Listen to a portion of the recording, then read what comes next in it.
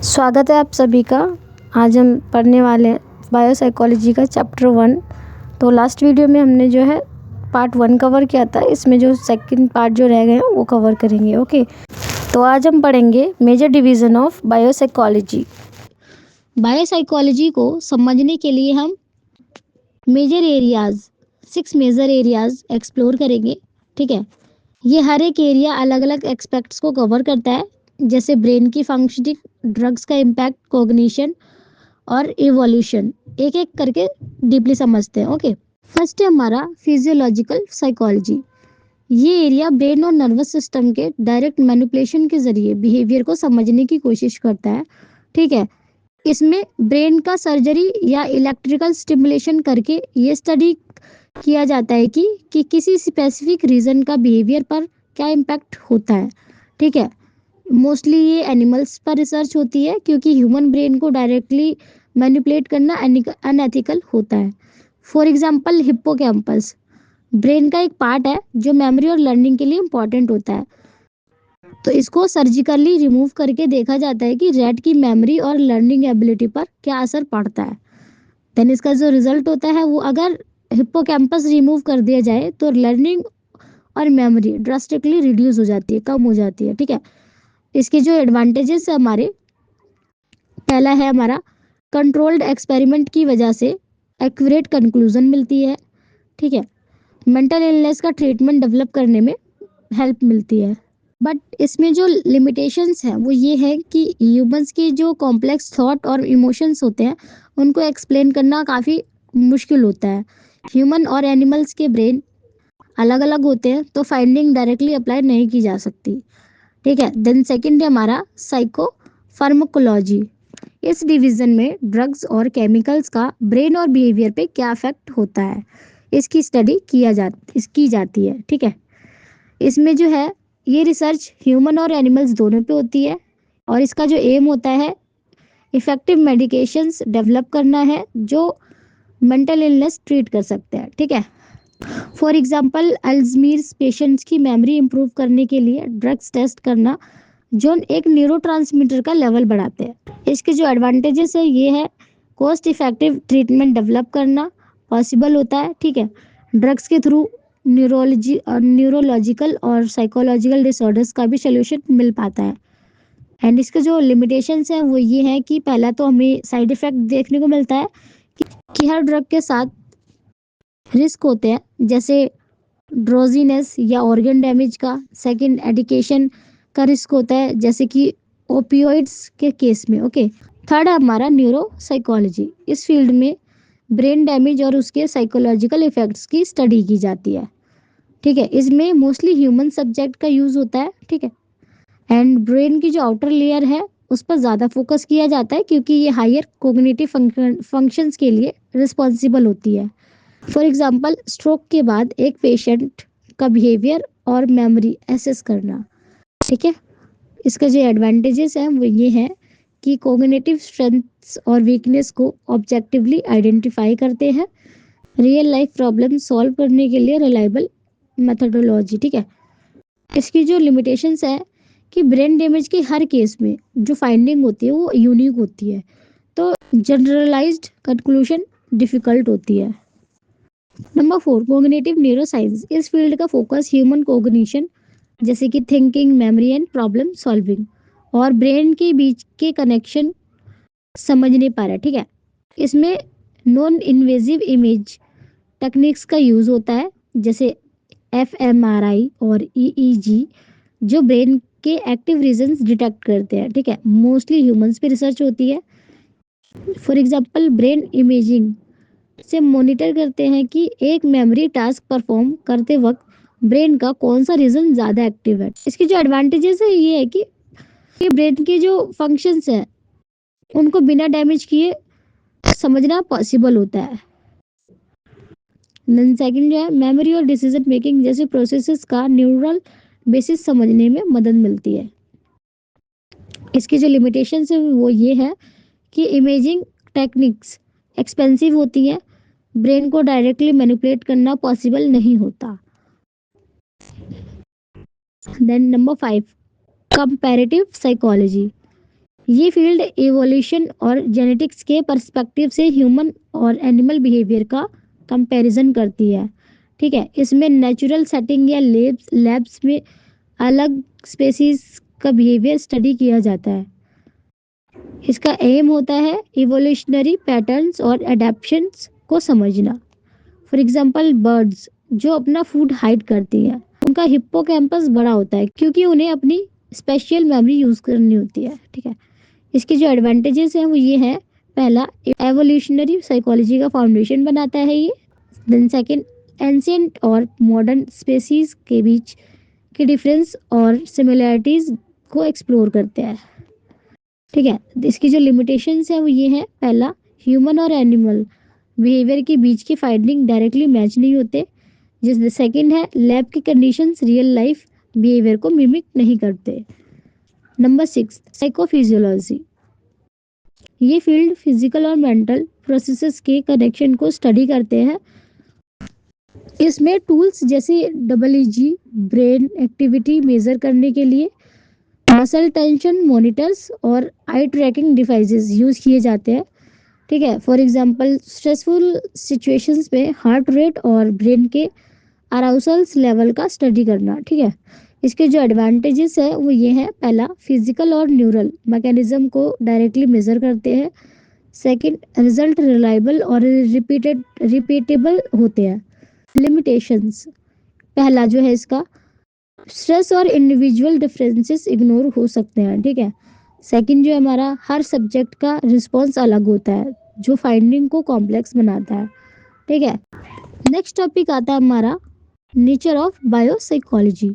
Biopsychology एक ऐसी field है जो ह्यूमन बिहेवियर को बायोलॉजिकल और फिजियोलॉजिकल प्रोसेस से समझने की कोशिश करती है। इसका मतलब है कि हमारे ब्रेन और नर्वस सिस्टम का जो रोल है वो कैसे हमारी थॉट्स, इमोशंस और बिहेवियर को शेप करता है। ठीक है, ये फील्ड पूरी तरह से बायोलॉजिकल, साइकोलॉजिकल एंड न्यूरोसाइंस के कॉन्सेप्ट को यूज करती है। बायोसाइकोलॉजी के रिसर्चर्स को universities, medical field, psychological tests के कंस्ट्रक्शन और फार्मास्यूटिकल कंपनीज में काम मिल सकता है। ठीक है, देन नेक्स्ट टॉपिक आता है हमारा स्कोप ऑफ बायोसाइकोलॉजी। बायोसाइकोलॉजी का स्कोप काफ़ी वाइड है और इस पे काफ़ी इम्पोर्टेंट एरियाज कवर होते हैं। पहला, न्यूरल बेसिस ऑफ बिहेवियर। ठीक है, इसमें ये एरिया ब्रेन के रीजन्स और न्यूरल सर्किट्स को स्टडी करता है। इसका गोल है ये समझना कि बिहेवियर के अलग अलग एस्पेक्ट्स जैसे कि perception, motivation, learning, memory, emotion और सोशल बिहेवियर किस तरह से ब्रेन के स्पेसिफिक पार्ट से कंट्रोल होता है। ठीक है, अगर ब्रेन के किसी रीजन में प्रॉब्लम होती है तो बिहेवियर में चेंजेस देखने को मिलते हैं। जैसे अगर हिप्पोकैम्पस जो मेमोरी के लिए इंपॉर्टेंट है डैमेज हो जाता है तो जो मेमोरी है वो लॉस हो सकती है। ठीक है, देन सेकंड, न्यूरोप्लास्टिसिटी। न्यूरोप्लास्टिसिटी का मतलब है ब्रेन की एबिलिटी टू चेंज और अडेप्ट। ठीक है, हमारे ब्रेन काफ़ी फ्लेक्सिबल है। जब हमें नए एक्सपीरियंस मिलते हैं या ब्रेन को इंजरी होती है तो ब्रेन अपने कनेक्शंस को रीऑर्गेनाइज कर लेता है। ठीक है, ये प्रोसेसेस लाइफ लॉन्ग चलती रहती हैं। फॉर एग्जांपल अगर आप एक नया स्किल सीख रहे हो जैसे प्लेइंग एन इंस्ट्रूमेंट, ठीक है, तो आपका ब्रेन अपने न्यूरल पाथवेज को मॉडिफाई करेगा। Then number 6, psychopharmacology. ये एरिया ड्रग्स और केमिकल्स के ब्रेन और बिहेवियर पर होने वाले इफेक्ट्स को स्टडी करता है। ये रिसर्च काफ़ी इम्पॉर्टेंट है मेंटल डिसऑर्डर्स के ट्रीटमेंट के लिए, जैसे एंटी एंजाइटी ड्रग्स का डेवलपमेंट। ठीक है, फॉर एग्जांपल अगर एक पर्सन को डिप्रेशन है तो वो ड्रग्स जिसे सेरोटोनिन लेवल इंक्रीज करते हैं उनको प्रिस्क्राइब किया जा सकता है। Number 4, developmental processes. ये एरिया बिहेवियर और कॉग्निशन के बायोलॉजिकल प्रोसेसेस को समझता है जो बचपन से लेकर अडल्टहुड तक हमारे डेवलपमेंट में इन्वॉल्व होते हैं। ये समझना कि हमारी बिहेवियरल और कॉग्निटिव एबिलिटीज़ कैसे डेवलप होती हैं, इससे हम डेवलपमेंट डिसऑर्डर को बेटर समझ सकते हैं। Number 5, neuropsychological disorders. बायोसाइकोलॉजी का एक इम्पॉर्टेंट फोकस न्यूरोसाइकोलॉजिकल डिसऑर्डर्स जैसे कि Parkinson's disease and Alzheimer's disease और ट्रॉमेटिक ब्रेन इंजरीज पर भी होता है। ठीक है, ये डिसऑर्डर्स ब्रेन के किसी रीजन में डिस्ट्रप्शन के कारण होते हैं और कैसे वो बिहेवियर और कॉग्निशन को अफेक्ट करते हैं, ये स्टडी किया जाता है। नंबर 6, जेनेटिक्स और एंडोक्रिन सिस्टम। इस एरिया में जेनेटिक्स और हार्मोन्स का रोल समझा जाता है कि कैसे जीन्स और हार्मोन्स हमारे बिहेवियर को इन्फ्लुएंस करते हैं, स्पेशली न्यूरोलॉजिकल डिसऑर्डर्स में। फॉर एग्जांपल जेनेटिक्स डिसऑर्डर जैसे हंटिंगटन्स डिसीज जो हेरिडिटरी होता है, उसका जेनेटिक बेसिस समझा जाता है इसमें। Number 7, evolution of the brain.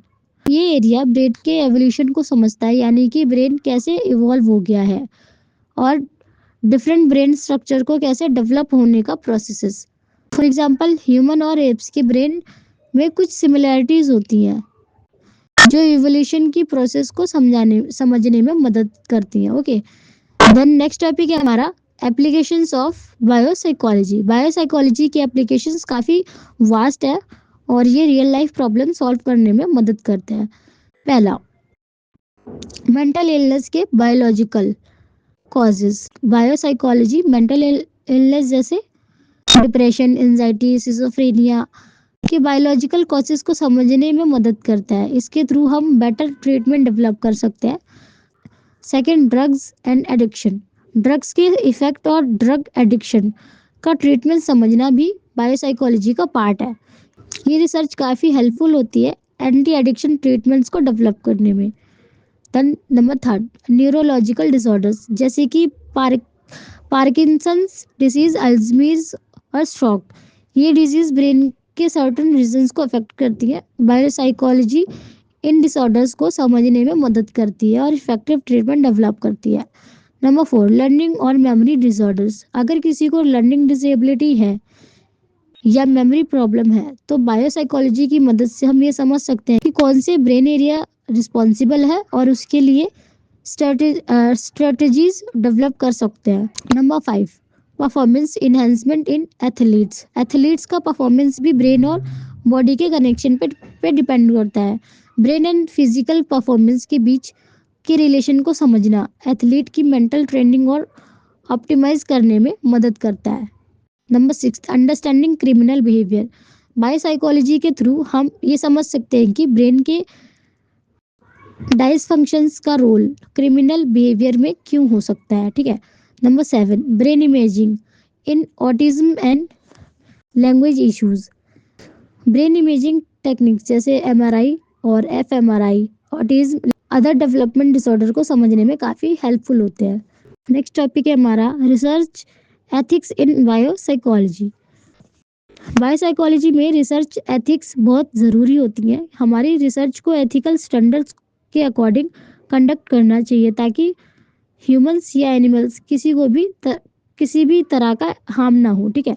सबसे पहला, risk and benefit analysis. Research से जो रिस्क हो सकते हैं उनको एसेस करना और बेनिफिट को वेट करना ज़रूरी होता है। अगर कोई रिसर्च पार्टिसिपेंट की हेल्थ या साइकोलॉजिकल कंडीशन को नेगेटिव अफेक्ट कर रही है तो स्टडी को रोकना ज़रूरी है। Then second, use of animal subjects. अगर रिसर्च में एनिमल्स का यूज़ होता है तो उनको ह्यूमनली ट्रीट करना ज़रूरी होता है। उनकी वेलबींग को इंश्योर करना और उनको अननेसेसरी पेन से बचाना चाहिए। Then number 3, deception. अगर किसी एक्सपेरिमेंट में डिसेप्शन यूज़ होती है जिसमें पार्टिसिपेंट को पूरा सच नहीं बताया जाता तो वो जस्टिफाइबल होना चाहिए और इसके बेनिफिट्स को आउटवेट करना चाहिए। ठीक है। The number 4, avoiding unnecessary harm. Her experiment में अननेसेसरी हार्म और पेन को अवॉइड करना चाहिए और एनिमल्स का प्रॉपर केयर होना चाहिए आफ्टर द एक्सपेरिमेंट। ओके, तो हमारे जो चैप्टर 1 है वो कंप्लीट होता है। यदि आपको वीडियो पसंद आई हो तो इसको ज़रूर शेयर कीजिएगा, लाइक भी कीजिएगा।